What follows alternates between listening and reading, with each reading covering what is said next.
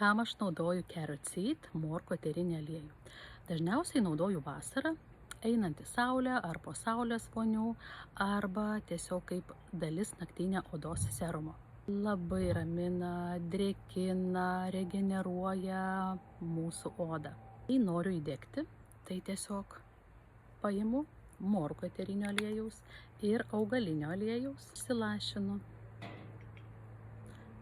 augalinio aliejaus ir morkų eterinio aliejaus. Pakaks vieno lašelio.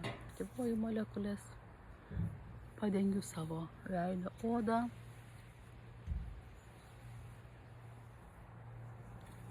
Kaklą, visą kūną, jeigu norite, 15-20 minučių karotolis padaro savo darbą. Oda tampa bronzinė su lengvu rudu įdegiu. Kur dar galima naudoti?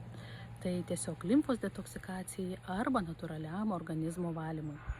Tepam pilvo, limfos ir kepenų sritis. Būtinai išmėgink.